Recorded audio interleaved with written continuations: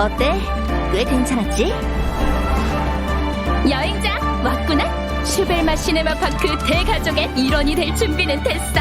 그럼 페이몬은 그 요리 영화에서 봤던 포커스 요리를 먹고 싶어. 양측 모두 자리에 모였으니 그럼 드보르 호텔 특별 요리 대결을 시작하겠습니다. 나이프랑 포크 준비됐어.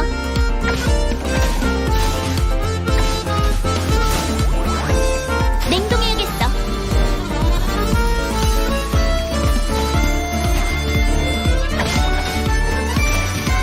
아뮤즈 부시.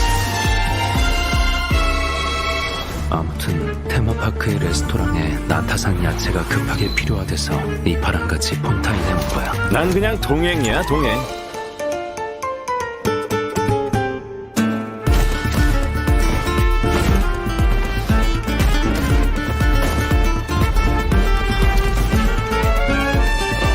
가자!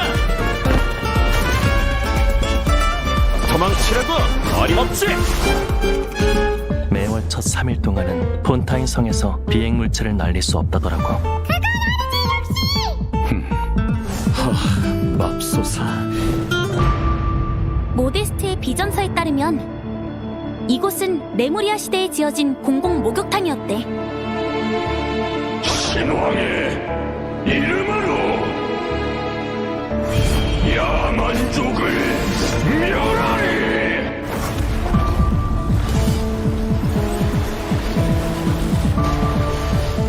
출처불명의 고대용 유물과 내가 폰타인에 온 이유를 결부해봤을 때 이 총은 이전 밀수 사건에서 놓친 물건으로 보여. 나의 스승이자 어머니 황금의 라인도티르. 아주 오래전 그분은 나를 몬드에 보내며 아주 중대한 과제를 내줬어. 바로 세계의 진실을 찾는 것이었지. 왜 성 안에 마물이 나타난 거지? 사태가 생각보다 심각한 것 같네요. 마무리 온다. 본 사건의 피고인은 페보니우스 기사단 수사대 대장 알베도입니다. 알베도래? 알베도가 뭘 했길래? 인조인간이 통제와 이성을 잃고 타인을 해치는 광적인 행동을 했다. 마녀회와 정식 회담을 요청하는 바야. 어머, 몬드에 그렇게 용감한 사람이 또 나타났어?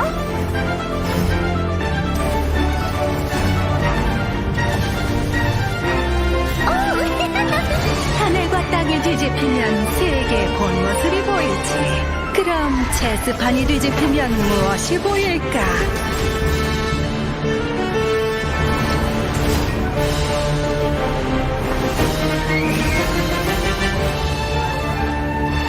당신이 무고한 사람들을 죽였어요. 왜? 어째서 이런 일이?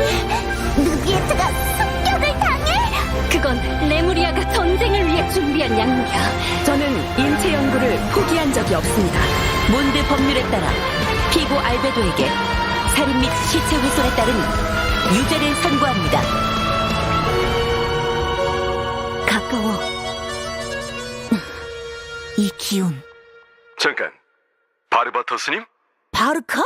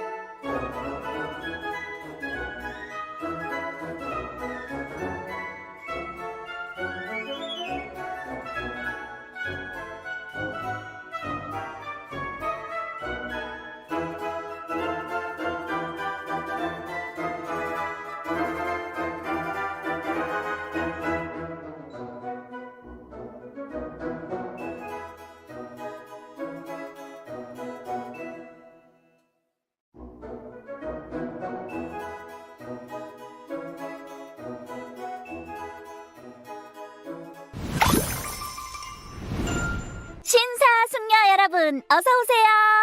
5.6 버전 특별 방송에 오신 것을 환영합니다. 저는 여러분의 최고의 파트너, 최고의 가이드 페이몬 성우 김가령입니다. 오늘 특별 방송에는 엄청난 내용이 잔뜩 준비되어 있으니 기대해 주세요. 본격적으로 시작하기 전에 특별 방송에 찾아와 주신 새 친구부터 소개해 드려야겠죠? 자기소개 한번 부탁드립니다. 성우님, 저기요? 실례했네요. 여기 음식이 너무 맛있어서 그만. 제 차례인가요? 네. 여러분 안녕하세요. 저는 에스코피의 목소리를 맡게 된 성우 손정민입니다. 만나서 반갑습니다. 와, 어서 오세요. 환영합니다. 오, 이게 바로 소문으로만 듣던 운동신호 반응 그거죠? 네, 운동신호 반응형 자율 보조장치입니다. 요리할 때뿐만 아니라 전장에서도 도움을 주는 일종의 기계장치예요. 에스코피의 보물이자 마물을 물리치기 위한 필수품이죠. 저기 실례되는 질문일 수도 있지만 이거 혹시 진짜 꼬리는 아니죠? 그렇게 말하는 사람도 꽤 있더라고요. 심지어 어떤 사람은 꼬리 모양 때문에 에스코피에를 악마 셰프라고 부르기도 해요. 에이, 그건 너무 같다. 에스코피에는 사실 어떤 사람이냐면요. 잠깐. 여행자님이랑 같이 이미지를 보면서 설명드리면 어떨까요? 에스코피에를 소개할 차례는 맞지만 딱 에스코피에만 소개해드리면 아쉽잖아요. 좋아요. 여러분, 폰타인에 있는 드보르 호텔 기억나시나요? 그곳의 레스토랑에서는 드보르 케이크라는 인기 폭발 디저트를 매일 한정 수량 판매하고 있어요. 에스코피에는 바로 이 레스토랑의 전 주방장이었는데요. 수많은 요리 장치를 개발하며 요리를 과학의 한 분야로 만드는 데 힘쓰고 있어요. 과학 요리의 선구자라 해도 과언이 아니죠. 요리에까지 과학을 접목시키다니 역시 폰타인 사람답네요. 물론 프로 요리사로서 에스코피에는 갖가지 음식을 직접 맛보고 다녀요. 그러다 만족스러운 요리를 먹으면 무척 황홀한 표정을 짓죠. 그럼 맛없는 요리를 먹었을 때는요? 그땐 아마 이렇게 말할 거예요.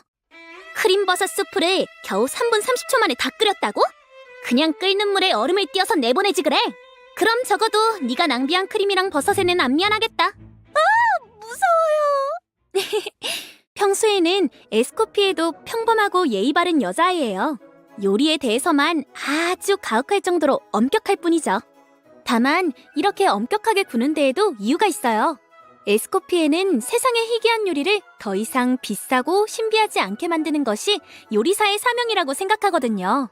그 사명을 실현하기 위해서 자신과 주변 요리사들에게 엄격한 잣대를 들이대는 거예요. 요리 장치를 연구하는 것도 그런 이유에선가요? 네, 요리 장치가 있으면 요리에 소질이 없거나 시간이 없는 사람들도 맛있는 음식을 해먹을 수 있을 테니까요. 우리가 사는 세계에 대입해보자면 미슐랭 요리를 저렴한 배달 음식 시켜 먹듯 간편하게 먹을 수 있게 되는 거죠. 우와, 시간이 부족한 직장인들에게 최고네요. 티바트 세계가 또 이렇게 지친 사회인의 마음을 치유해 주는군요.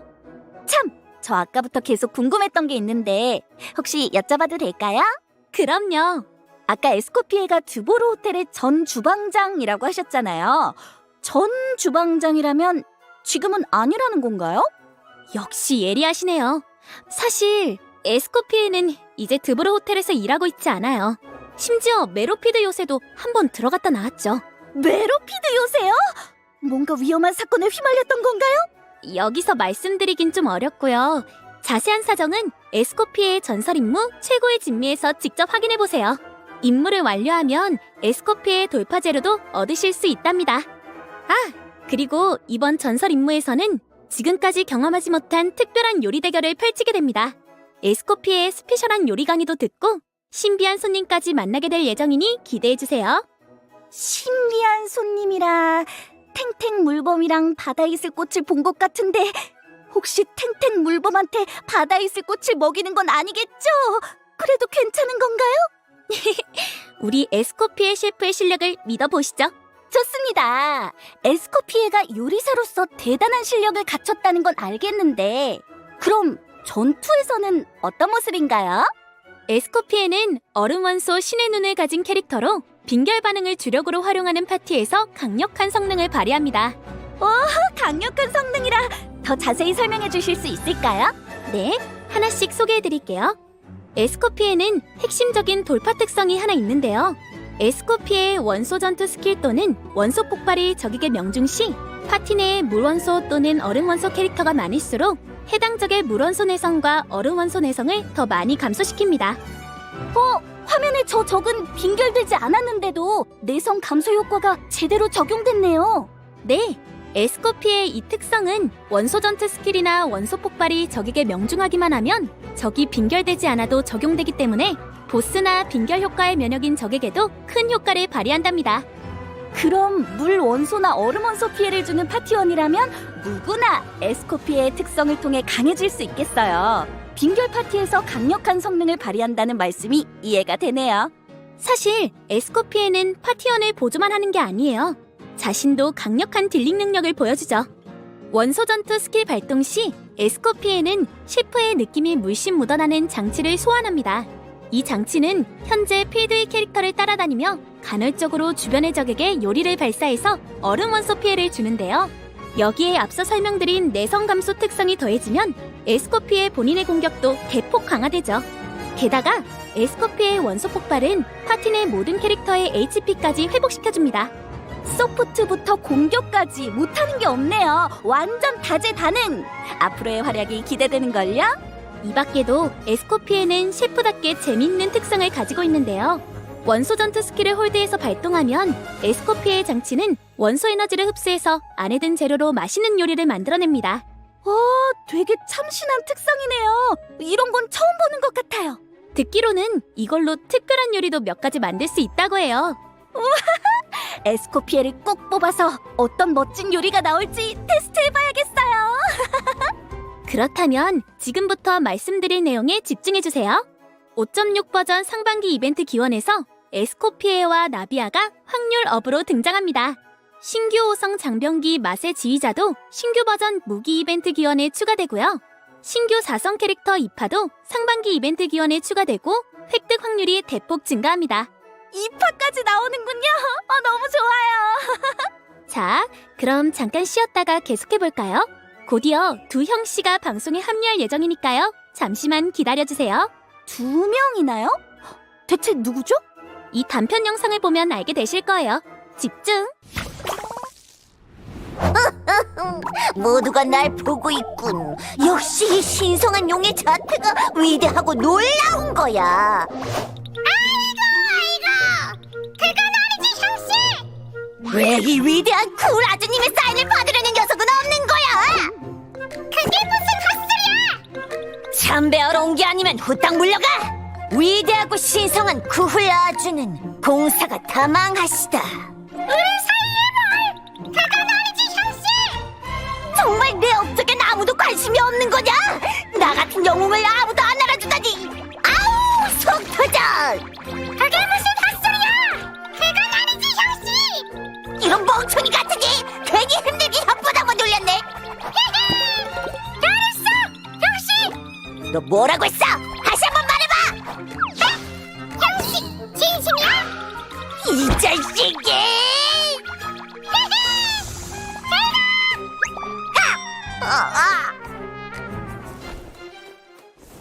여행자 여러분 안녕하세요. 오랜만에 인사드립니다. 키니치 역을 맡고 있는 성우 강성우입니다. 여행자 여러분 만나서 반갑습니다. 이파와 카쿠쿠의 목소리를 맡게 된 성우 박기욱입니다. 이파랑 카쿠쿠 둘 다 박기욱 성우님 목소리였군요. 아니 다들 왜 갑자기 카쿠쿠 말투를? 네, 장난은 여기까지 하죠. 그러고 보니까 이파는 지난 버전에 이미 만난 적이 있는 캐릭터잖아요. 드디어 여행자의 파티에 합류할 수 있게 됐네요. 그럼 기욱님께서 직접 이파에 대해서 소개해 주시면 어떠실까요? 네, 좋습니다.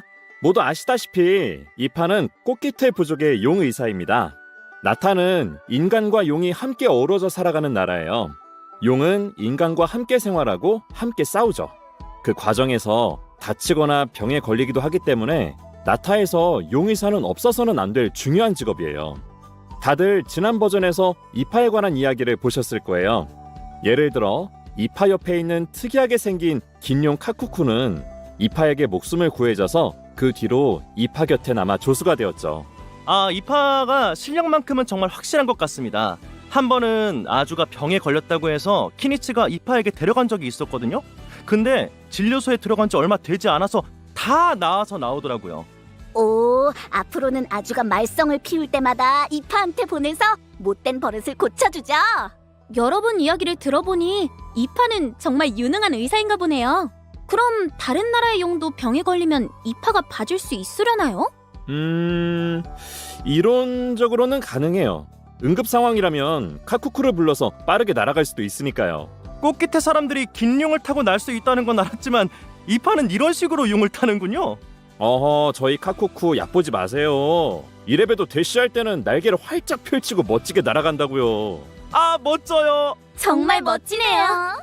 참, 그러고 보니 오치카나타 월드 임무에서 악령과 추격전을 벌이는 파트가 있잖아요.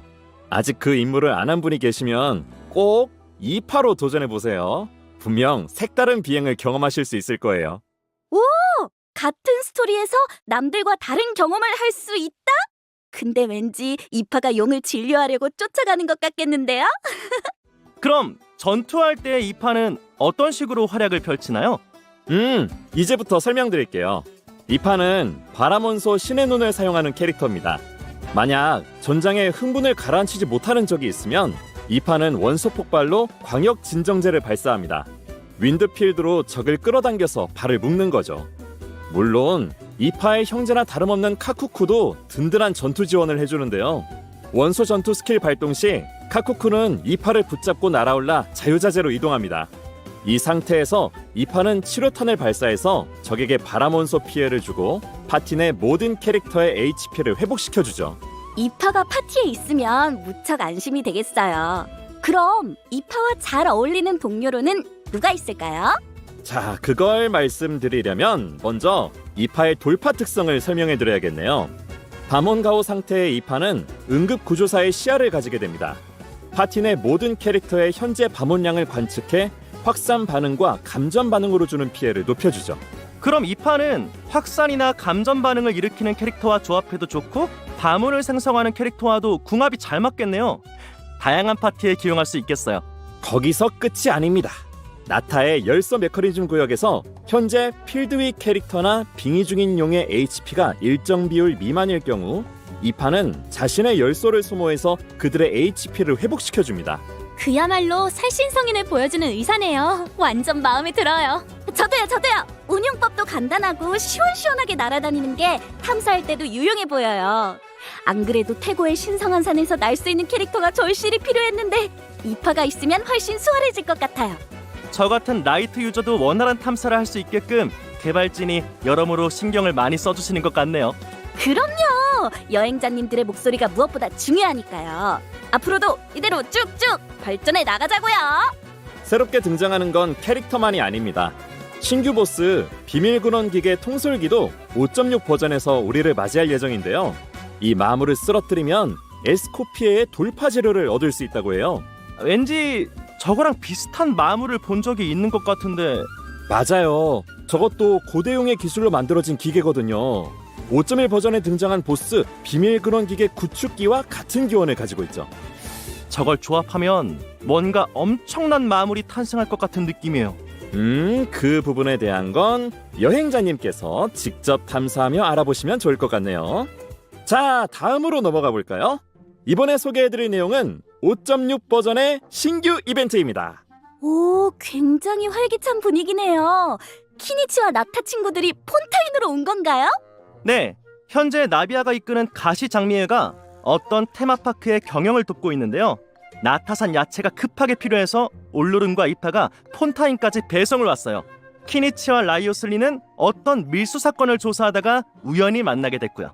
용 사냥꾼과 교도소장이라 진짜 신선한 조합이네요. 그렇죠? 이번 이벤트와 관련해서 몇 가지 정보를 가져왔으니까요. 함께 보면서 이야기해 보도록 해요. 어라? 아주가 키니치 뒤에 숨어 있네요. 평소 의기양양하던 모습과는 전혀 달라요. 폰타인의 비행물체 금지령 때문이군요. 역시 잘하시네요. 아주아 카쿠쿠는 먼 길 끝에 폰타인에 도착했지만 이 공교롭게도 그때는 마침 폰타인의 비행 금지 기간이었습니다. 그래서 아주는 저렇게 숨어 있을 수밖에 없었고 카쿠쿠는 어쩌다 보니 멜모니아 궁으로 날아 들어갔죠. 그 모습을 본 올로루는 카쿠쿠라면 분명 멜모니아 궁의 온갖 문서를 다 헤집어 놓을 거라는 의견을 내놓았답니다. 완전 곤란한 상황이 됐네요. 이파는요? 이파가 빨리 가서 구해줘야 하지 않을까요? 너무 걱정하지 마세요. 오히려 멜모니아 궁의 거물들과 함께 지내다 보면 카쿠쿠가 새로운 말을 배울지도 모르죠. 안 그래도 라이오슬리가 벌써 하나를 가르쳤다고 하던데 다들 어떤 말일지 예상이 가시나요? 저 잠깐 궁금한 게 있는데요. 여기에 사실 용이 2마리잖아요. 혹시 느비에트가 카쿠쿠의 말을 통역해 줄 수도 있나요? 저 조합이 어떻게 소통할지 완전 궁금해요. 그러게요. 재미있는 사건이 많이 벌어질 것 같은 예감이 들어요. 과연 어떤 에피소드일까요? 즐겁고 유쾌한 이야기가 기다리고 있으니 꼭 이벤트에 참여해서 즐겨보시길 바랄게요. 나타와 폰타인의 신선한 조합이 어떤 케미를 자아낼지 기대해주세요. 참, 테마파크도 되게 재미있던데요? 아, 맞아요. 우선 테마파크의 배경부터 설명해 드릴게요. 슈벨마 시네마파크는 영화 애호가 겸 위대한 엔지니어인 어떤 인물이 주최하는 행사로 가시장미회가 총괄, 건설 및 경영을 맡고 있습니다. 그거 르핀 폴린 맞죠? 옛날에 가짜뉴스에 속아서 파산할 뻔했잖아요. 이번에는 투자가 실패로 끝나지 않았으면 좋겠네요. 여행자가 테마파크 경영을 도와주면 좀 괜찮지 않을까요? 글쎄요. 그래도 경영은 쉬운 일이 아니잖아요. 에이, 귀여운 마스코트 슈벨마 부인도 있고 가시장미회까지 돕고 있으니 문제 없을 거예요. 그럼 다행이지만요. 그래도 혹시 손해봐서 모라를 전부 잃으면 어떡하죠? 그렇게 안 되려면 약간의 경영 노하우가 필요하겠죠. 경영 노하우요? 테마파크 경영에는 시설 업그레이드, 부지 확장, 직원 고용 등 다양한 업무가 포함되어 있는데요. 여러분은 경영 주기마다 업무별로 필요한 내용을 확인하고 중요도에 따라 적절한 곳에 자금과 행동력을 투자해야 합니다. 참고로 이번에는 나비아가 유명 셰프 에스코피에를 초빙해서 행사장에 테마 레스토랑을 맡겼다고 해요. 에스코피의 테마 요리는 테마파크 경영에 도움이 되는 특별한 효과를 제공하니까요. 절대 놓치지 마세요. 물론 테마파크에는 우리의 수익을 올려줄 프로그램도 준비되어 있습니다. 예를 들면 손님이 하늘 위와 바닷속을 자유롭게 누비면서 질주하게 해주는 다채로운 모험이 있고요. 특수한 능력으로 스테이지를 돌파하고 보물을 쟁취해야 하는 부르의 명작도 준비되어 있죠.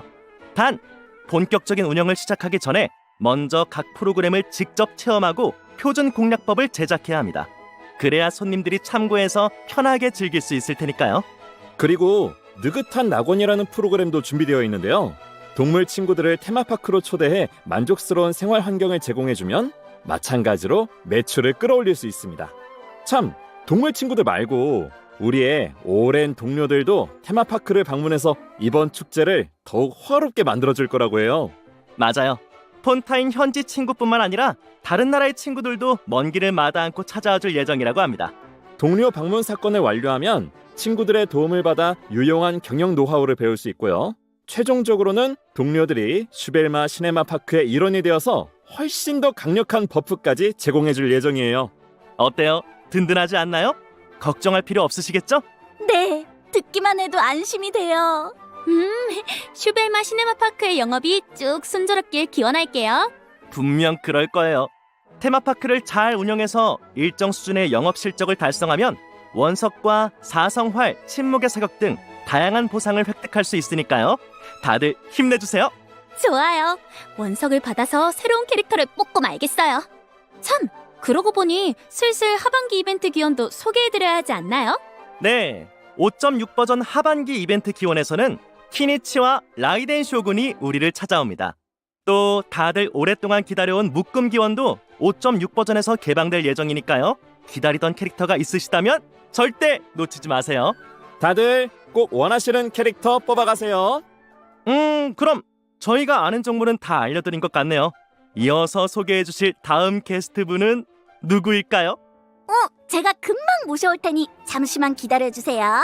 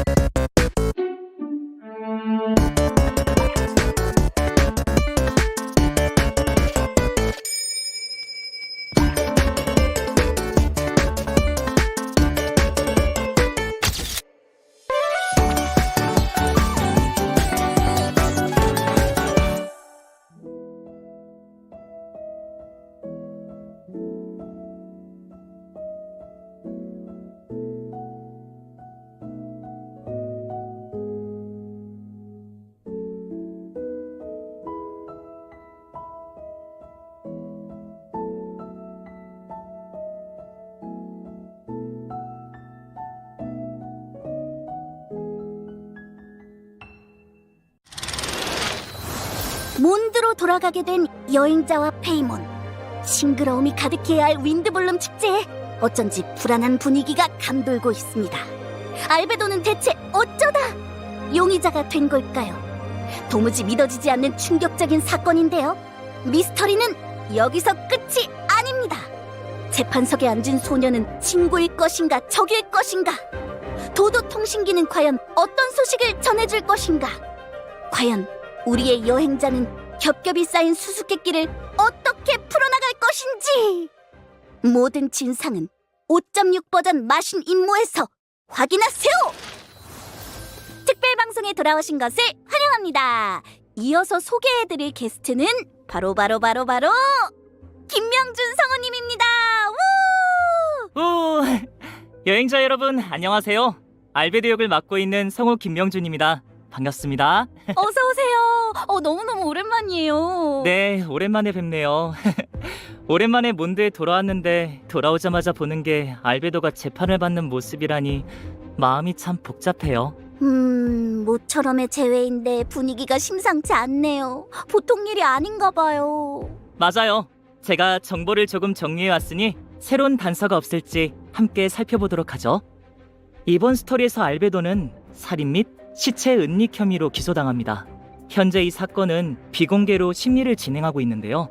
현재 보급대 대장 헤르타가 제출한 증거는 전부 알베도에게 불리한 것들 뿐이라 매우 심각한 상황이에요. 저 헤르타 알아요. 늘 성실하고 솔직한 친구였는데 뭔가 오해가 있었던 거 아닐까요? 하지만 법정에서는 증거로 말해야 하죠. 기사단 건물 2층에 있는 알베도의 사무실은 사건의 주요 장소로서 수사가 이루어질 예정입니다. 이번에도 여행자에게는 출입이 허용될 테니 여러분께서 꼭 사건에 도움이 될 증거를 찾아주셨으면 좋겠네요. 법정에 출석한 사람들 중에 진단장이랑 케이야, 유라 같은 기사 단원들 말고도 처음 보는 인물이 하나 보이네요. 옷차림을 보니 성당 사람인 것 같은데? 달리아 말씀이시군요. 말씀하신 대로 달리아는 성당 소속으로 부제로 일하고 있습니다. 바바라나 로자리아와는 동료 사이죠. 지금까지 공개된 정보에 따르면 달리아는 바르바토스의 전도자인데다 벤티와도 친분이 있다고 합니다. 왠지 범상치 않은 인물 같아요.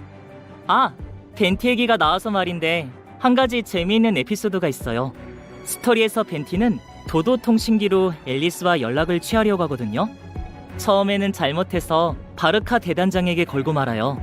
두 번째 시도에서야 겨우 앨리스에게 연락이 닿죠. 거물의 이름이 갑자기 둘이나 튀어나오다니 두근두근해요. 대단장이라면 지금 원정을 나간 상태죠? 요즘엔 어떻게 지내는지 모르겠네요. 그리고 앨리스라... 벤티는 마녀회 원로이자 세제기 클레의 엄마인 앨리스에게 무슨 일로 연락하는 걸까요? 완전 궁금해요. 글쎄요. 아, 성안에 나타난 마물과 관련이 있는 건 아닐까요? 그러고 보니 얼마 전에 여행 1화에서 엠버가 그랬어요. 최근 몬드 야외에 마물이 부쩍 늘어났다고요. 네, 그리고 이제는 몬드성 안에까지 마물이 출몰한 상태예요.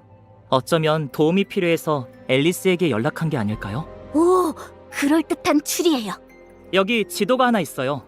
보시면 우리의 여러 오랜 친구들이 전부 몬드성 방어 작전에 참여한 걸 알 수 있죠. 왠지 기분이 이상해요.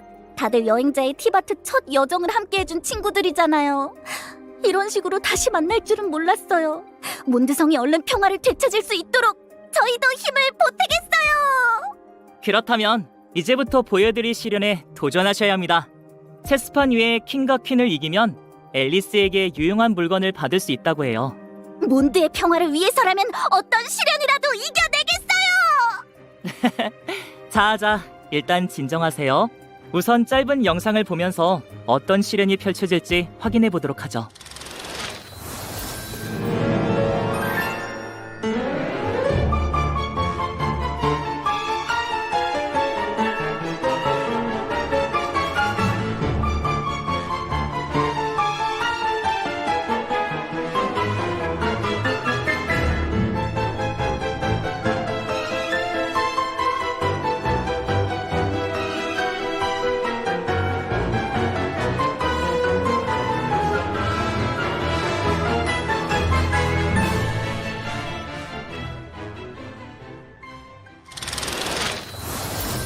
1단계는 앨리스가 직접 주관하는 시련입니다. 체스판 위에서 펼쳐지는 전투지만 실제 규칙은 평범한 체스와 전혀 다르죠. 자세히 보시면 일부 말은 킹에게 실수로 피해를 입히기도 합니다. 이 점을 잘 이용하면 빈틈을 파고들어서 체스 매치의 승기를 거머쥘 수 있을 거예요. 다만 2단계 시련은 상황이 좀 다른데요. 여기선 우리를 도와줄 말이 없기 때문에 오로지 자신의 힘만으로 시련을 돌파해야 합니다. 2단계 시련에도 도도코가 있네요. 근데 파란 모자를 쓰고 있어요. 혹시 또 다른 마녀인 걸까요? 이 도도코의 정체는 여행자 여러분이 직접 확인해 보시길 바랄게요. 대신 팁을 하나 드리자면 2단계에서는 적들이 강력한 공격을 날리는데요. 이때 빙결 반응을 잘 이용하면 유리한 기회를 만들어낼 수 있습니다. 유용한 팁이네요. 감사합니다. 어느새 꽤 많은 이야기를 나눴는데 단서가 잘 이어지질 않네요. 이 모든 것 뒤에 어떤 진실이 숨어 있을지 점점 궁금해져요. 또 한편으로는 조금 걱정돼요. 불과 얼마 전에 나타랑 리월에서 지맥이나 생사에 관한 큰 사건이 벌어졌는데 몬드에서까지 수상한 조짐이 보이잖아요. 불길한 징조는 아닐지 모르겠네요. 그러게요. 하지만 긍정적으로 생각해보면 전에 없던 새로운 단서를 찾을 수도 있다는 뜻 아니겠어요? 이미 접해본 세력과 관련된 정보일지 앞으로의 여정에서 조할 사건에 관한 걸지는 모르지만요. 아니면 티바트의 진실에 한 발짝 더 다가갈 정보일지도? 그 답은 여행자님이 직접 확인해 보시길 바래요. 여러분, 파이팅! 자, 그럼 분위기를 살짝 바꿔보죠. 이번에는 5.6 버전에 또 어떤 이벤트가 열리는지 살펴봅시다. 우선 폰타인부터 가볼까요? 폰타인에서는 새로운 전략 모의전인 포구 모의전이 여러분을 기다리고 있습니다. 오, 새로운 모의전이군요. 이번 모의전에는 새로운 공방 모드가 준비되어 있는데요. 도전을 쉽게 완료하려면 먼저 게임말의 특성부터 파악할 필요가 있습니다. 예를 들면요? 게임말이 근접 타입인지, 원거리 타입인지, 장애물을 잘 부수는 타입인지, 아니면 바로 장애물을 넘어가는 타입인지 등등이요. 규칙에 익숙해지고 나면 다인 모드로도 플레이하실 수 있는데요. 규칙 자체는 간단하지만 오히려 그래서 전략의 중요성이 높아져요. 당장 방어 라인업을 편성할 때도 그렇죠. 살짝 팁을 드리자면 병력을 배치할 때 함정을 설치할 수도 있답니다. 화면을 보니 모의 방어라는 버튼이 보이는데 저걸 누르면 전략을 시험해 볼 수 있는 건가요? 네, 맞아요. 그렇게 방어 라인업을 편성하고 나서 마음에 드는 공격 라인업까지 선택하면 대전을 시작하실 수 있습니다. 상대는 저희가 미리 설정한 방어 라인업을 뚫어야 하고 저희는 방금 선택한 공격 라인업으로 상대의 방어선을 뚫어야 하는데요. 제한 시간 내에 먼저 방어를 뚫거나 더 높은 공략 진도를 달성하는 쪽이 승리하게 됩니다. 승리를 거머쥐려면 무엇보다도 전략이 중요하겠네요. 여러분, 여기서 여러분의 지혜 능력을 마음껏 발휘해보세요. 자, 방금 소개해드린 이벤트가 이론 싸움이었다면 다음 이벤트는 실전입니다. 함께 플레이 영상을 확인해보죠. 단순한 코인 쟁탈전? 아닙니다. 특정 단계에서는 용에 빙의할 수도 있다는 말씀. 용의 능력을 잘 활용하면 판세를 뒤집을 수 있을지도 몰라요. 오, 완전 재밌어 보이네요. 용에 계속 빙의했으면 다른 도전자를 다 날려버릴 수 있을 것 같아요. 아쉽게도 용에 빙의하는 건 잠깐 동안만 가능해요. 그리고 어차피 최종 승리를 거두려면 나타 용사들의 능력을 활용해서 코인을 최대한 많이 모아야 하고요. 오, 그렇군요. 알겠습니다. 참, 여행자의 여정이 계속되면서 동료들도 점점 늘어나고 탐험 환경도 점점 다양해지고 있잖아요. 어떤 캐릭터를 제대로 이해하려면 환경에 따라 어떤 조합을 사용할 수 있는지 파악하는 게 중요하다고 생각해요. 곧 등장할 에스코피에도 그렇고요. 여기에 도움이 될 만한 이벤트는 없을까요? 그렇다면 5.6 버전에서 열릴 대응 전략전 이벤트를 추천드릴게요. 대응 전략전은 여행자 여러분께 파티 조합을 연구할 장소를 마련해 드리는 이벤트거든요. 원하는 난이도를 선택하고 자신의 상황과 도전 버프에 따라 여러 가지 조합을 짜보실 수 있죠. 도전 기록을 통해 친구들의 파티 조합을 참고해 볼 수도 있고요. 사고의 폭을 한층 더 넓혀줄 기회가 될 것 같네요. 여기서 잘 연구해두면 앞으로 더 안전한 모험을 즐길 수 있을 거예요. 다음으로 소개해드릴 내용은 7성인의 소환 관련 소식입니다. 우선 5.6 버전 카드 상점에 신규 커버가 추가됩니다. 관심 있는 여행자님이라면 놓치지 마세요. 또 일반 모드에는 신규 캐릭터 카드와 행동 카드가 추가됩니다. 플레이어 여러분께 또 새로운 연구거리가 생겼네요. 그리고 자동 대전에도 대량의 업데이트가 진행됩니다. 캐릭터 카드랑 행동 카드가 업데이트되고 원소 반응 효과에도 변화가 생긴 것 같네요. 맞아요. 게다가 이번 자동 대전에는 카드 갱신이나 캐릭터 강화, 교체 등 다양한 메커니즘이 추가돼서 재미가 한층 더 업그레이드 되었다고 해요. 전략에 따라 생각지도 못한 캐릭터가 엄청난 활약을 펼칠 수 있을지도 모른답니다. 마지막으로 짐에게 격려 이벤트도 5.6 버전에서 찾아옵니다. 필요한 소재가 있다면 잊지 말고 참여하세요. 그럼 저희는 잠깐 쉬는 시간을 가지고 시스템 최적화 소식을 들고 돌아올게요. 잠시만 기다려주세요.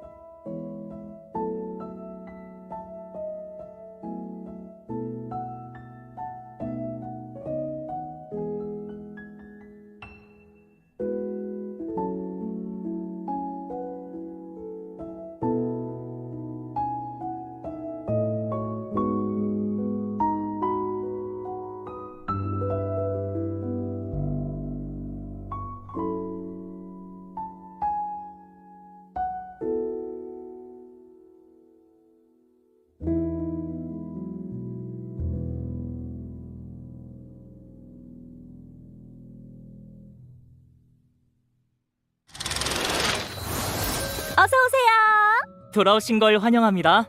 다음으로 전해드릴 내용은 시스템 최적화 관련 소식입니다. 지금까지 찬란한 축복의 레벨업 구조가 이해하기 어렵다는 의견이 다소 있었는데요. 잘 이해가 안 되다 보니 아무 선택지나 고르게 되고 그래서 캐릭터의 출전 순서를 짜는데도 어려움이 있다고 하시더라고요. 그래서 개발진이 이 부분을 개선했습니다. 5.6 버전 업데이트 후부터는 찬란한 축복의 상세 정보 화면이 더욱 직관적인 구조로 바뀔 예정이에요. 여러분의 결정에 도움이 되었으면 좋겠네요. 또 버전 업데이트 후 처음으로 갱신되는 회차, 즉 6월 1일에 시작되는 현실 속 환상극부터는 스타 도전을 완료하면 보상이 주어집니다. 근데 있잖아요. 그럼 최종 막에도 공연 재시작 버튼이 있어야 하지 않을까요? 최종 막에서 스타 도전을 클리어하지 못해서 다시 시도하고 싶은데 바로 엔딩 크레딧으로 넘어가 버리면 곤란하잖아요. 마침 개발팀도 똑같은 피드백을 받았다고 해요. 그래서 그 부분도 5.6 버전 업데이트 후에 같이 적용될 예정입니다. 좋아요. 안심하고 풀별 클리어를 도전해봐야겠네요. 참, 저 생각난 게 있는데요. 얼마 전에 적을 상대하기가 너무 어려워서 캐릭터의 전투 특성을 올려주려고 했거든요. 근데 특성을 가만히 읽다 보니까 설명이 길어도 너무 길더라고요. 맞아요. 좀 길긴 하죠. 하지만 스킬 설명은 무엇보다 정확해야 하니까 어쩔 수 없겠다 싶기도 했어요. 근데 개발팀이 이 부분의 개선 작업에 착수했다고 해요. 5.6 버전부터는 신규 캐릭터의 특성 탭과 운명의 자리 탭에 표시되는 설명 텍스트를 최적화해서 보다 간결하고 명확하게 정보를 전달해드릴 예정이에요. 물론 세부 사항을 꼼꼼히 확인하고 싶은 여행자님은 텍스트를 펼쳐서 자세히 살펴보실 수도 있고요. 정말 잘 됐네요. 이제 캐릭터에 관한 정보를 쉽게 파악하고 육성 방향을 결정할 수 있겠어요. 보물찾기 나침반에도 새로운 개선 사항이 적용됩니다. 나타에서 용사의 도전을 깨고 싶은데 임무를 어디서 받는지 모르겠다는 여행자님들이 많이 계셨어요. 그래서 5.6 버전 업데이트 후부터는 보물찾기 나침반이 이러한 위치를 찾는 데 도움을 줄 거라고 하네요. 용사의 도전을 깨는 목적이 흑요석 조각을 얻어서 부족 비밀 장소를 여는 것인 분도 많던데 그거에 대해서는 뭔가 소식이 없나요? 물론 있습니다. 탐사도가 일정 수준 이상 높아지면 보물찾기 나침반이 각 부족의 비밀 장소 위치도 알려준다고 해요. 마찬가지로 탐사도가 일정 수준 이상 높아지면 각 나라의 숨겨진 보물 상자도 나침반으로 찾을 수 있게 된다고 하니 참고해주세요. 그거 정말 반가운 소식이네요. 탐사도가 99%인 지역은 남은 1%를 찾기가 너무 어려웠는데 이제 바로 100%를 찍을 수 있겠어요. 방금 맵에 난잡하게 표시된 맵핀을 보니 또 한 가지 개선 사항이 떠올랐어요. 5.6 버전부터는 맵에서 원하는 종류의 맵핀을 일괄 삭제할 수 있게 됩니다. 오, 이것저것 하다 보면 맵핀을 잔뜩 표시해놓고 까먹어서 다른 맵핀이랑 뒤섞이고 구분하기 힘들어지고 그러잖아요. 이제 드디어 맵을 정리할 때가 됐네요. 자, 다음은 OST 앨범 소식입니다. 원신 나타 세 번째 OST 앨범 밤새도록 타오르는 불꽃이 곧 출시됩니다. 이번 앨범에는 호요믹스 팀이 원신 나타의 비옥한 터전 등 다양한 내용을 테마로 제작한 오리지널 사운드 트랙이 수록되어 있으니 많은 관심 부탁드려요. 오, 정말 기대되네요. 앞으로는 플레이리스트에 추가해서 어디서든 감상할 수 있겠어요. 이제 슬슬 마무리할 시간인가요? 여러분, 5.6 버전의 새로운 이벤트와 새로운 모험 속에서 새로운 동료, 새로운 단서, 그리고 새로운 기쁨을 찾으시길 바랄게요. 그럼 오늘 방송은 여기까지. 마지막까지 시청해주셔서 감사합니다. 다음에 또 만나요. 안녕. 안녕! 너 어디서 튀어나온 거야?